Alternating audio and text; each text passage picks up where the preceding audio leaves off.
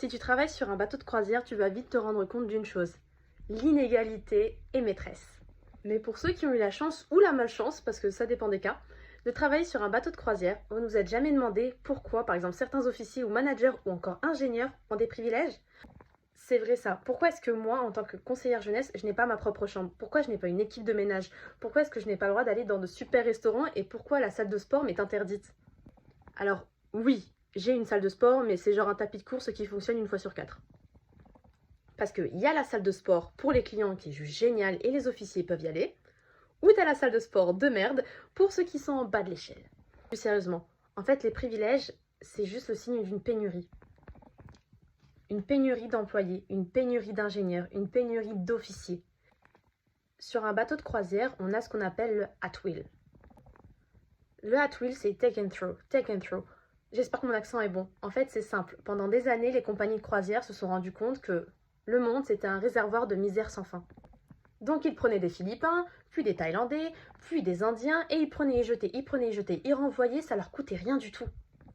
Sauf que t'es assez intelligent pour comprendre que le monde change et qu'il n'est pas comme au début des années 2000. C'est simple. À force de prendre et de jeter, les compagnies ont eu mauvaise réputation. Donc, moins de personnes, en plus de ne pas rester puisqu'elles se sont faites renvoyer, n'ont pas fait le choix d'une carrière en mer. De plus, en 2010, on a eu ce qu'on appelle les blacklists, dont je fais partie sur une certaine compagnie parce que j'ai été renvoyée parce que j'ai pas dit que j'étais bipolaire. La blacklist, c'était banni à vie de la compagnie. Mais je t'explique parce que ça a un peu changé. C'est vrai, pourquoi se faire chier avec une personne qui n'a pas respecté ça comme règle, même si dans mon cas c'était falsification de dossier médical, alors qu'on a quelqu'un d'autre sous la main? Quelqu'un de naïf qui ne connaît pas les règles. Parce que ça aussi, ça leur plaît. Sauf qu'ensuite, on a eu la crise du Covid. Et la crise du Covid, ça a été un électrochoc pour beaucoup de personnes. Vu qu'on ne pouvait pas continuer à faire des croisières, eh bien tout le monde est rentré chez lui.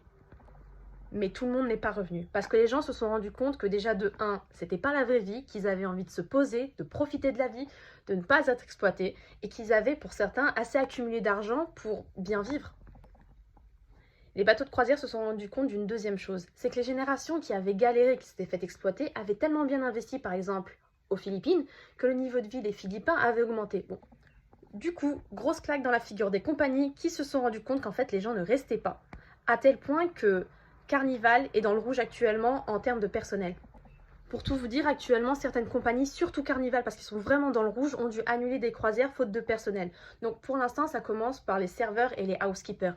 Mais ça va atteindre les hautes sphères comme le capitaine, le safety ou encore le mec de la sécurité. Pour contrer ça, les compagnies ont offert de meilleurs salaires. Ou par exemple, moi je sais que donc Cécilia avec qui je travaillais, qui venait d'Argentine, s'était étonnée d'avoir des fruits en dessert. Des fruits, elle a mangé une pêche et elle s'est rendue compte qu'elle n'avait jamais mangé de fruits auparavant sur un bateau de Norwegian Cruise Line. Parce que les compagnies se sont rendues compte que déjà, elles devaient prendre soin de nous, sinon on se barrait, parce qu'effectivement, travailler sur un bateau 7 jours sur 7, c'est pas évident. Mais qu'en plus, on avait par exemple des interventions sur la santé mentale.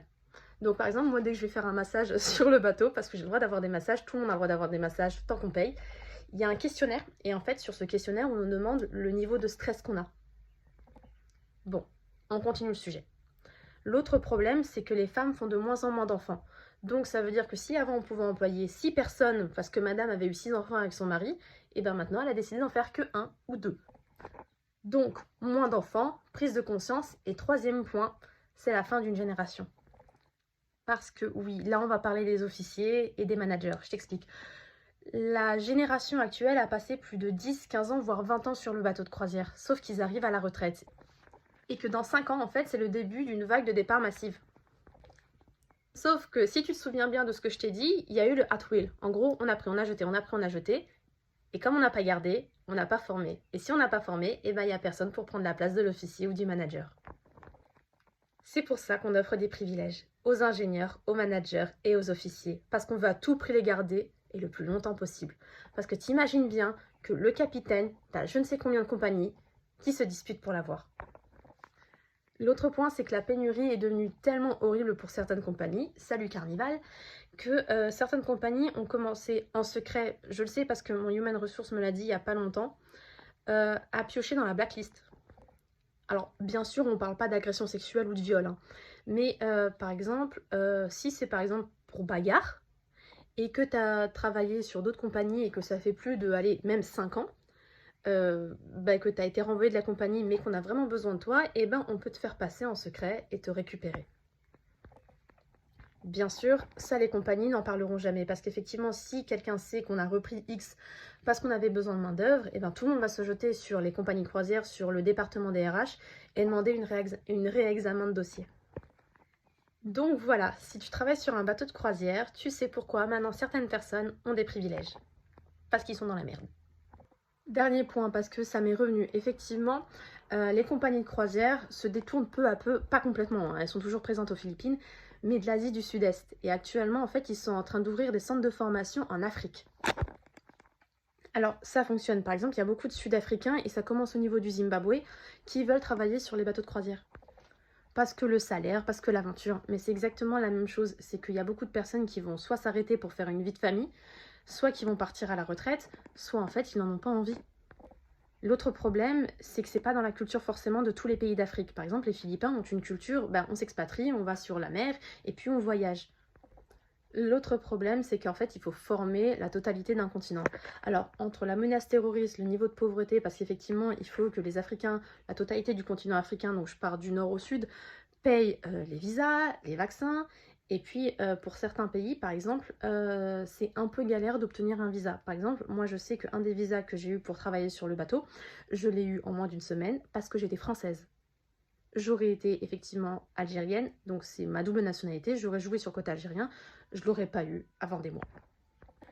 C'est pour ça que si un jour tu as une bagarre avec un manager ou un officier, tu as une chance sur 10 de gagner ta bataille, sauf si c'est vraiment un truc grave et que tu as des preuves avec les caméras de surveillance, parce que tu es beaucoup moins précieux qu'eux. Donc voilà, j'ai plus rien à dire.